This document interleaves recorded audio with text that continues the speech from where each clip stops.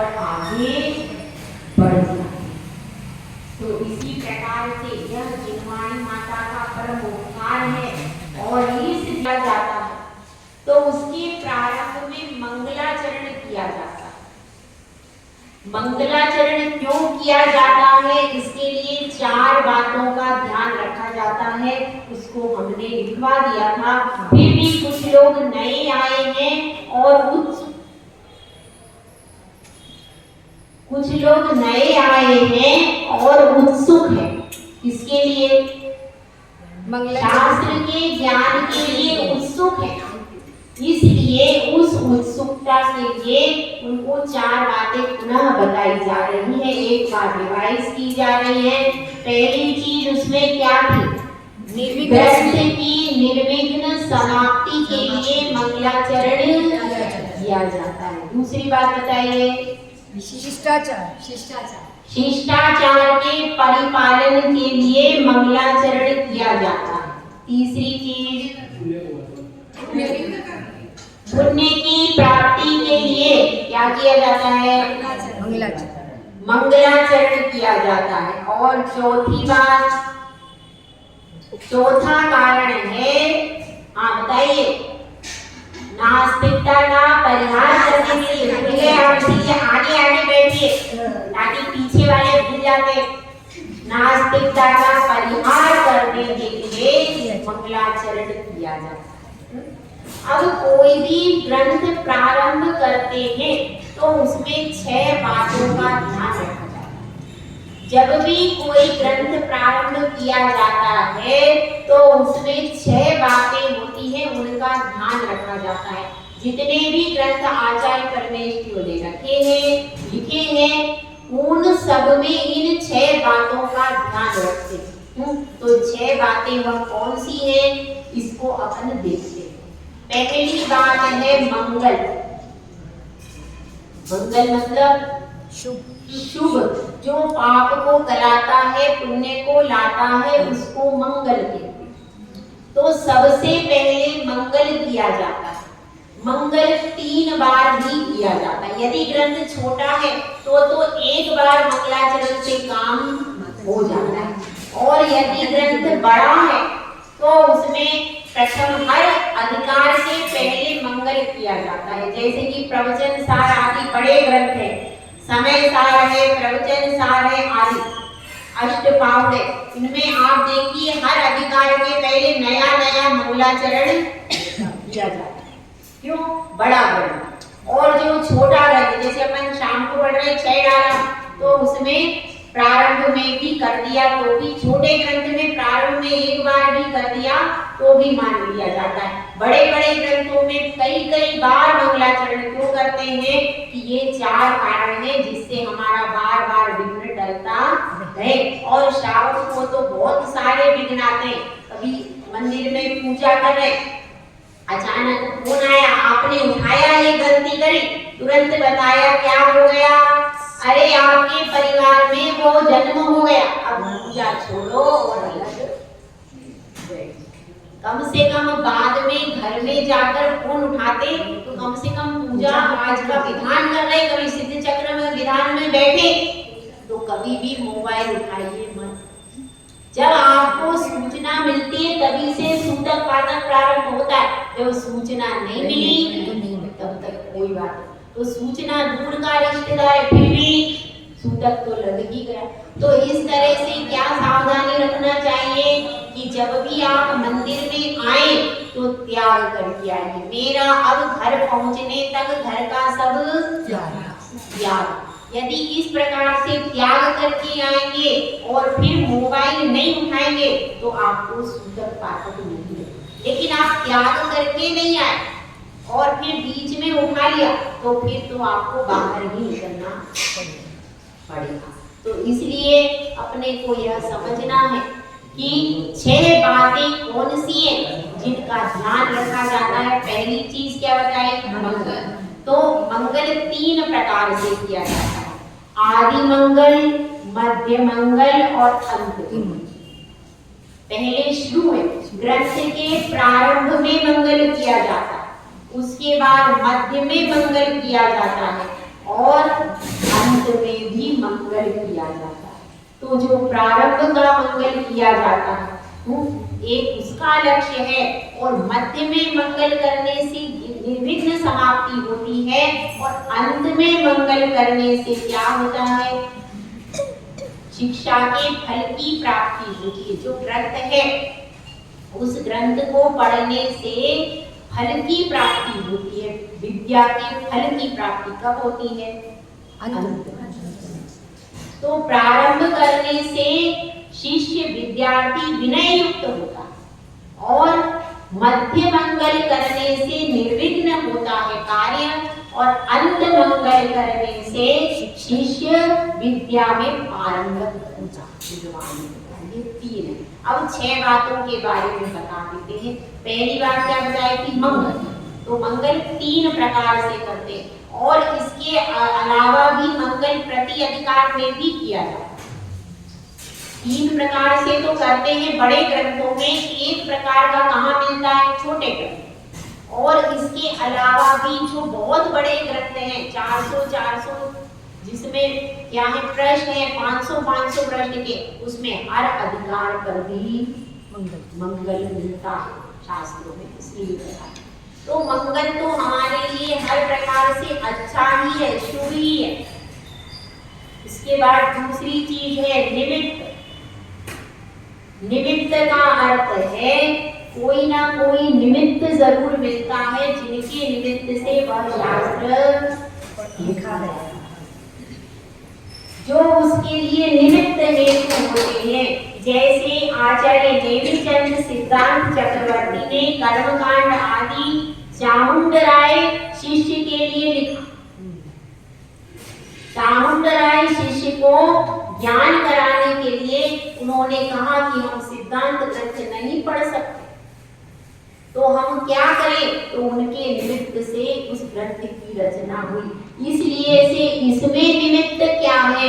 तो भव्य जीवों के बोधन के लिए इसको लिखा गया। तो मंगल निमित्त हेतु क्या है?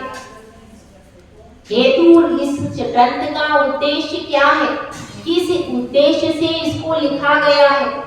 तो इसका क्या है कि श्रावकों को आचरण का बोध कराना, श्रावक के लिए लिखा गया है, क्योंकि नाम ही इसका क्या लिखा है? रत्नकर्णी श्रावकाचार्य, श्रावकों के लिए लिखा है। मंगल निमित्त हेतु परिमाण का अर्थ क्या है? परिमाण का अर्थ है ग्रंथ कितना बड़ा है, इसमें कितनी गाथाएं हैं, कितने अधिकार हैं, कितने श्लोक हैं, यह सब किसमें आता है? परिमाण। कितने श्लोक है भाई इसमें? 150 श्लोक है रत्नकर्णी श्रावकाचार्य में। यह किया क्या हो गया? इसका परिमाण, श्लोकों की संख्या ये। और कितने अधिकार हैं? कितने अधिकार है भाई? 3 अधिकार हैं मुख्य रूप से इसमें।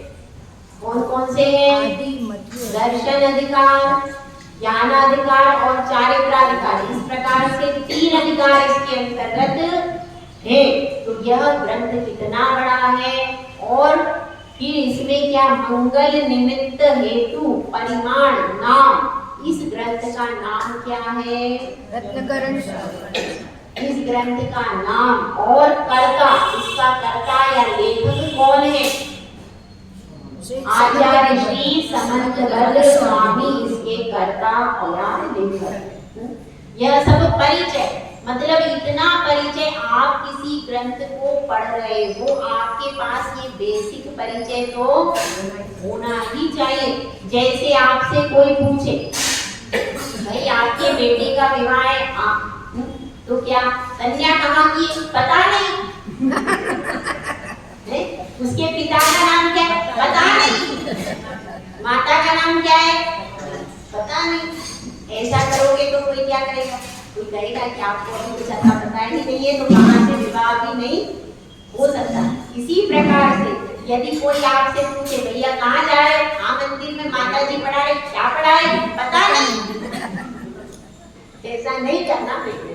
तो ये बता देना कि हम यह ग्रंथ पढ़ रहे हैं, इसके लेखक का नाम क्या है, कितना बड़ा है, कितने श्लोक हैं, कौन सी भाषा में है, संस्कृत, ये भी याद होना चाहिए। कोई आपसे पूछे तो आप अपना आप परिचय दो, और यह परिचय आप कोई भी ग्रंथ पढ़ो, सबसे पहले अपनी कॉपी में ये 4, 5, 6 बातें लिख लो, तो आपको पता चलता है। और ग्रंथ कब प्रारंभ किया ये भी लिखना चाहिए। ग्रंथ आपने कब प्रारंभ किया और कब उसका समापन हुआ, यह भी अपने डायरी में लिखना चाहिए, जिससे आपको भविष्य में जब आप डायरी देखो तो तुरंत स्मरण आ जाए, अरे मैंने वह ग्रंथ वहां पर पढ़ा है, किसके सानिध्य में पढ़ा है, कौन से साधु थे उस समय, यह भी लिखना चाहिए। और कौन सी 2 बातें लिखना चाहिए, ग्रंथ का प्रारंभ कब हुआ, किसके और किसके सानिध्य में हुआ, यह भी लिखना चाहिए। कौन से समय पर हुआ, काल भी लिखना चाहिए, उसकी तिथि आदि, यह सब भी लिखना चाहिए, जिससे आप भविष्य में क्या होगा, भविष्य में आपको पता चलता रहेगा कि हमने क्या क्या अध्ययन किया। अब अपन इसके मंगलाचरण को समझते हैं।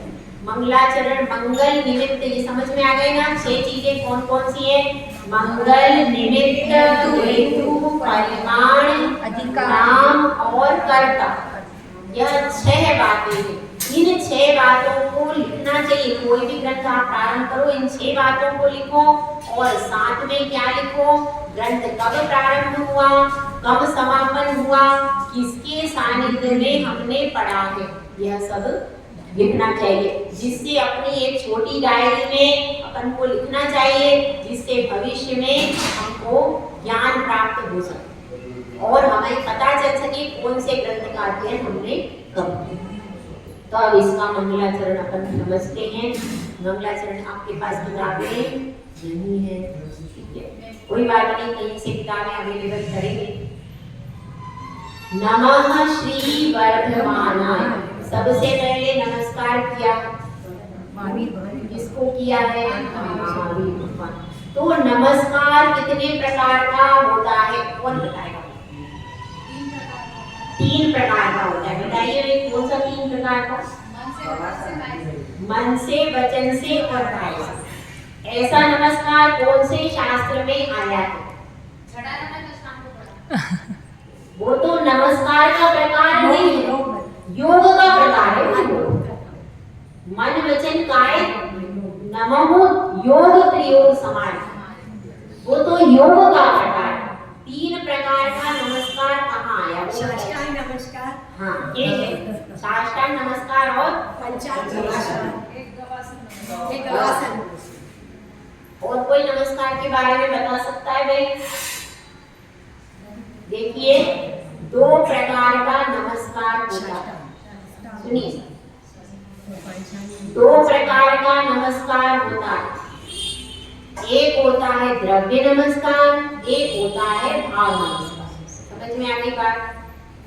द्रव्य नमस्कार के 2 भेद हैं, अष्टांग नमस्कार और पंचांग नमस्कार, बस 2 ही भेद। जो आप गवासन से कह रहे हैं वो पंचांग नमस्कार, जो अपन गवासन से करते हैं ना उसका नाम पंचांग नमस्कार। उसमें केवल आपके 5 अंग जुड़ते हैं और साष्टांग में पूरे 8 अंग जुड़ते हैं।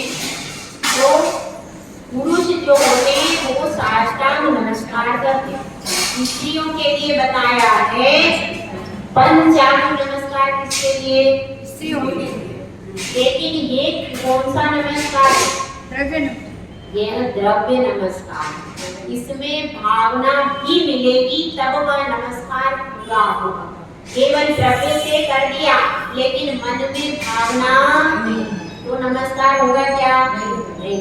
जिनागम में जो नमस्कार बताया है वह द्रव्य से भी नमस्कार है और भाव से भी नमस्कार। दोनों प्रकार से आपको झुकना है। केवल शरीर के अंग तो झुकेंगे लेकिन शरीर के अंग झुकने के साथ ही मन में भी विनय का पूरा भाव होना चाहिए।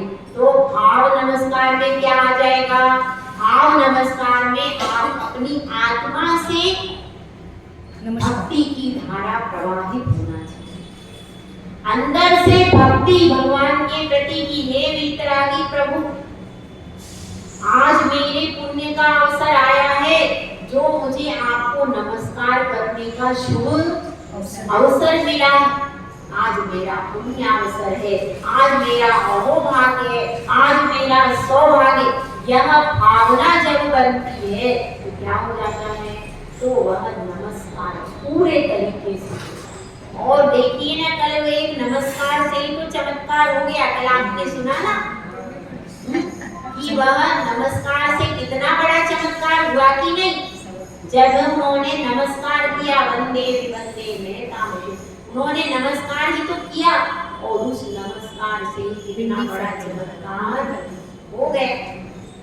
तो चमत्कार प्रतिमाओं में नहीं है, चमत्कार आपके नमस्कार के अंदर छुपा है। ऐसा वह भाव नमस्कार, द्रव्य तो था ही उनका, समंतभद्र स्वामी का, उनके भाव ऐसे उत्कृष्ट। तो आप भी जो अपने नमस्कार करते हैं उसमें भाव उत्कृष्ट लगाइए, और घर का सब कुछ घर पर छोड़कर आइए। यहाँ पर तो सिर्फ अपनी आत्मा को लेकर के आइए। भैया मेरे पास कुछ नहीं है, मैं तो सिर्फ अपनी आत्मा लेकर के यहाँ आया, वह तो सब यहीं का यहीं रह जाएगा। जो घर है, परिवार है, धन है, वो वहीं के वहीं रह जाएगा, वो मेरा है नहीं, इसलिए उसका त्याग कर दो। मंदिर में आए हैं तो आत्मा को निर्मल करने आए। यहाँ तो सिर्फ यह मेरा शरीर है और आत्मा है, तीसरी चीज को भूल जाओ, ताकि आप वास्तविक नमस्कार कर सको। आप यहाँ पर आते हो, घर में जाते हो तो किसके बन जाते हो, बच्चों के। दादी होती है, सारी पोतों की हो जाती है। एक पोता आता है, दादी को पूरा पोत के चला जाता है, धन भी ले जाता है, मन भी ले जाता है। वो वचन भी उससे मीठे मीठे बोलते हैं, अच्छे लगते हैं, वो तुतलाते हैं वचन, तो वचन भी ले जाता है, और शरीर से भी उसको गोद में उठा करके सब करने तैयार हो जाती है कि नहीं। इतना उसका, इसीलिए कहते हैं कि पोता आकर के पूरा पोत के जाता है, फिर भी आपको पता नहीं चलता। और कोई दूसरा हो तो एक शब्द बोल दे तो तुरंत ऐसे बोला। तो नमः, अपन नमस्कार के बारे में पढ़ रहे। नमः श्री वर्धमान। श्री का अर्थ देख ले। श्री का अर्थ होता है लक्ष्मी। क्या अर्थ होता है? लक्ष्मी। लक्ष्मी कितने प्रकार की होती है, कोई बता सकता है? मोक्ष लक्ष्मी, ठीक है। उसके बाद एक ही प्रकार की, दूसरी प्रकार की है रुपया पैसा। रुपया पैसा, चलो। केवल ज्ञान। केवल ज्ञान कितने प्रकार की है? एक ज्ञान लक्ष्मी है, हाँ। एक मोक्ष लक्ष्मी है, और कितने प्रकार की है? हाँ भाई, लौकिक लक्ष्मी।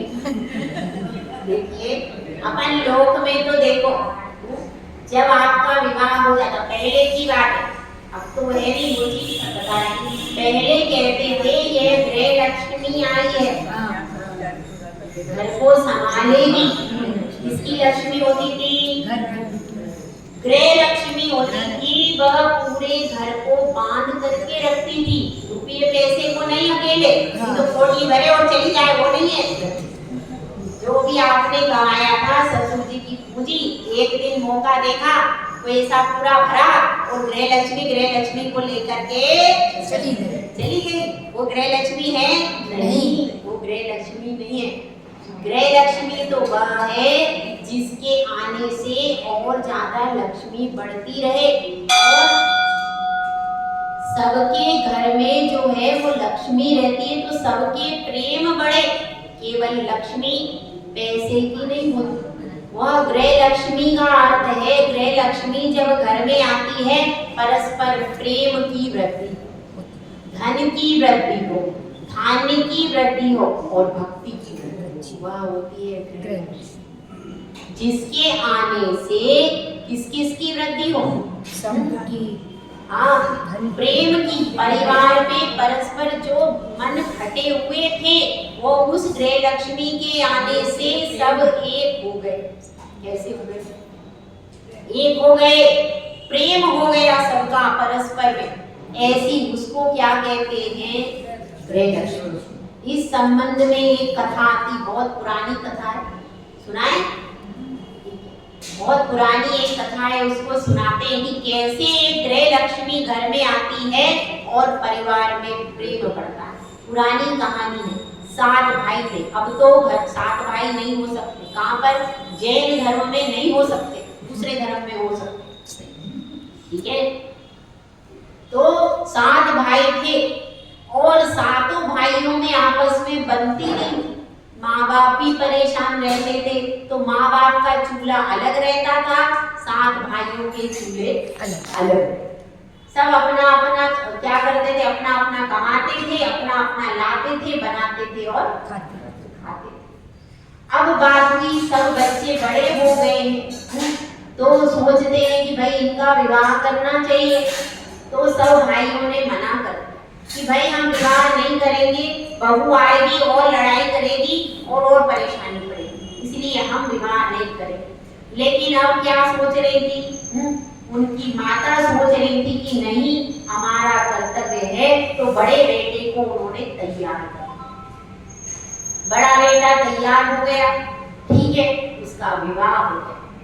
एक बहू आ गई, घर में आ गई। अब बहू घर में आई, उसने देखा ये क्या है भाई? ये सब 8 चूल्हे हैं, क्या चक्कर है? उसको कुछ समझ में नहीं आया। अब सब भाई शाम को घर आए, देखे तो किसी का चूल्हा ही नहीं। देखा, अब बड़ा भाई कहने लगा माँ के पास, तुमने आकर सब गड़बड़ करवा दिया, मैं पहले ही मना कर रहा था घर में बहू बदला। बताओ, एक भी चूल्हे ही गायब हो गए ना। बताओ, कम से कम हमारा आज तो भोजन ही नहीं होगा, क्या करेंगे? बड़े परेशान हो गए। और अब सब परेशान होकर के क्या करें? तो सब थके हारे थे, एक कमरे में सब शांति से बैठ। जब कमरे में शांति से बैठ गए तो उनके आगे उसने बहू ने भोजन परोस दिया और भोजन बड़ा अच्छा था। सबने बड़े दिल में खाया। अब अकेले थे, कोई चने ले आता था, कोई पोहे ले आता था, जैसा तैसा खा लेते थे, कोई चीज नहीं। अब जब उन्होंने देखा, अरे यह तो बहुत अच्छा भोजन बनाया है इस बहू ने, तो अब वो सोचने लगे। अब जब भोजन हो गया तो फिर उन्होंने पूछा, सबने पूछा हमारे चूल्हे कहाँ हैं? तो वह कहती है कि आप लोगों को चूल्हे से क्या प्रयोजन है? आप लोग तो जो भी पैसे धन कमा करके लाते हो मुझे दो। हाँ, ये सब रसोई बनाना मेरा काम है, तो मैं यह रसोई बनाऊंगी। और चूल्हे 7-8 नहीं रहेंगे, चूल्हा एक रहेगा। उस चूल्हे पर कौन? उस चूल्हे का काम मेरा, आपका काम नहीं है। आप लोग तो धन कमाने के लिए जाओ। और माता पिता से भी कहती है क्या? आप लोगों ने पूरे जीवन भर परिश्रम करके हम सबको बड़ा कर दिया। अब आप लोग शांति से बैठ करके धर्म ध्यान करो, पूजा पाठ करो, रसोई का काम मेरा। ये क्या है? ये है गृह लक्ष्मी, जिसने आते ही सबको एक कर दिया। अब क्या हो गया? अब सब लोगों के बीच में प्रेम हो गया। पहले जो खटास थी अब क्या हो गई? सब प्रेम में बदल गई। तो ऐसी बहू क्या कहलाती है? गृह लक्ष्मी, जिससे प्रेम की वृद्धि हो।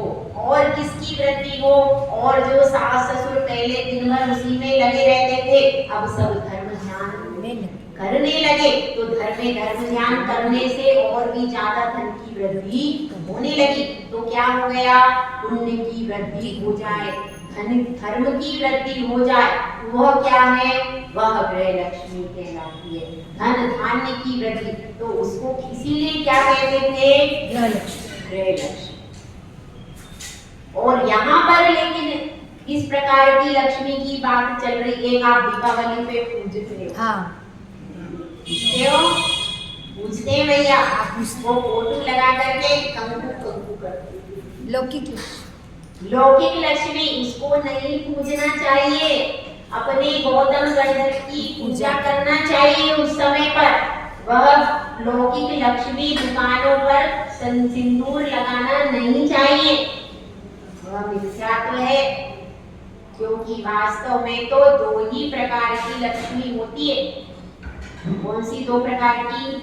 अंतरंग लक्ष्मी और बहिरंग लक्ष्मी। अंतरंग लक्ष्मी कौन सी होती है? आत्मा, अनंत ज्ञान, अनंत दर्शन, अनंत सुख, अनंत वीर, इन चार को अनंत चतुष्टय कहते हैं। इसको कौन सी लक्ष्मी कहते हैं? अंतरंग लक्ष्मी। और बहिरंग लक्ष्मी क्या है? यह जो धन है, रुपया है, पैसा है, धान है, यह सब। और भगवान के पास कौन सी है? तो अंतरंग की तो उनके पास है, उसके अलावा बहिरंग की समो शरण रूपी लक्ष्मी। समो शरण से कर करके कुछ भी नहीं होता है। समो शरण बहुत बड़ी, उसमें हीरे पन्ने की तो क्या है, धरती है। और कितनी वहां पर ऐश्वर्य का कोई ठिकाना नहीं है समो शरण में। सब कुछ वहां पर उत्कृष्ट क्वालिटी का है। तो सबसे बड़ी लक्ष्मी के स्वामी कौन है? अनंत भगवान तीर्थंकर। सबसे बड़ी लक्ष्मी के स्वामी होकर के भी देखिए उस लक्ष्मी की तरफ आंख उठा करके भी नहीं देख रहे हैं। उनकी दृष्टि केवल अपनी आत्मा पर है। यह महान है कि नहीं? यह महानता है कि इतना सब होने के बाद भी कोई आंख उठा करके ना दे। मतलब इससे बड़ी लक्ष्मी मोक्ष लक्ष्मी। इन दो लक्ष्मियों से भी बड़ी मोक्ष लक्ष्मी है। और उनकी दृष्टि किसके ऊपर है कि मुझे मोक्ष लक्ष्मी कब प्राप्त हो जाए, उसके ऊपर उनकी दृष्टि पूरी लगी हुई है। तो ऐसे ही अपन सबको बहिरंग की लक्ष्मी पर दृष्टि नहीं रखनी। आप तो पुण्य करो, लक्ष्मी पुण्य की दासी है। आप केवल भगवान की पूजा अर्चना करो। जो क्योंकि भक्त होता है उसका घर कभी खाली नहीं। कैसे न कैसे आपको परेशानी भी आएगी, तो भी कभी जैन व्यक्ति एक भी भिखारी नहीं है इस पूरे संसार।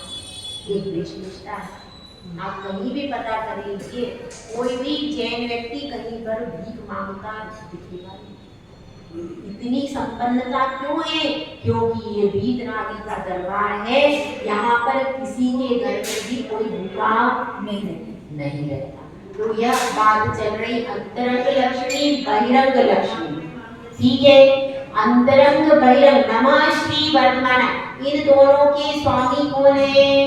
वर्धमान भगवान है। और 24 तीर्थंकर भी इस वर्धमान से, क्योंकि सब चारित्र में वर्धमान है, गुणों में वर्धमान है, इसीलिए 24 तीर्थंकर भी ग्रहण किए जाते हैं।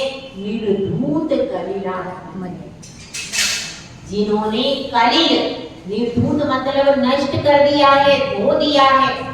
कलिल यानी पाप को, पंक को, आत्मने यानी आत्मा में से, आत्मा से जिसने पाप रूपी पंख को निर्धूत यानी धो दिया, वो कौन है? तीर्थंकर भगवान, वर्धमान भगवान की बात चल रही है। नमः श्री वर्धमानाय निर्धूत कलिलात्मने सा लोकानां त्रिलोकानां यदि विद्या दर्पणः। उनका लोक में, तो लोक आपको पता है, उर्दू लोक, मध्य लोक, तीनों लोकों में, त्रिलोकाना, तीनों लोकों में क्या हो रहा है? आलोक में यानी दो प्रकार का आकाश है। एक तो लोकाकाश जहाँ पर 6 द्रव्य है, और एक ही अलोकाकाश जहाँ पर केवल आकाश होता। तो इस तरह से उनका आलोक में भी ज्ञान व्याप रहा है और तीनों लोकों में भी ज्ञान व्याप रहा है। सा लोकानां त्रिलोकानां यद विद्या, जिनका केवल ज्ञान दर्पण के समान आचरण, किसके समान आचरण करना? दर्पण के जिस प्रकार से दर्पण में पदार्थ आ रहे हैं और जा रहे हैं, क्या क्या हो रहा है दर्पण में? दर्पण में पदार्थ दिखाई दे रहे हैं, लेकिन दर्पण में वो पदार्थ का स्वाद नहीं आ रहा है क्या?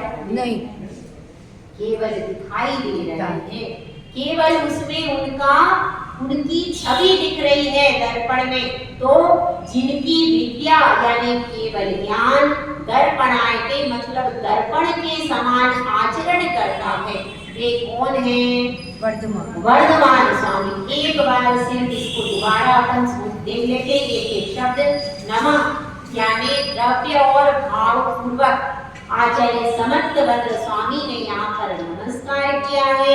श्री अर्थात अंतरंग और बहिरंग लक्ष्मी के स्वामी वर्धमानाय, वर्धमान भगवंत नमः श्री वर्धमानाय निर्दूत कलिलात्मने, जिन्होंने कलिल यानी कि इसको पाप कर्म, आत्मा कालिमा को कर्म के रूप में बात चल रही है। निर्दूत कलिल यानी कर्म को, और आत्मने यानी आत्मा से, निर्दूत यानी बो दिया। निर्दूत कलिलात्मने सा लोकानां, जिनका आलोक में ज्ञान जा रहा है। और कहा जा रहा है? तीनों लोकों में जिनका केवल ज्ञान, यद विद्या यानी केवल ज्ञान दर्पण के समान आचरण करता है। जिस प्रकार से दर्पण के सामने पदार्थ प्रतिबिंबित होते हैं, लेकिन दर्पण राग द्वेष नहीं करता है, नहीं, दर्पण राग द्वेष बिना रहता है।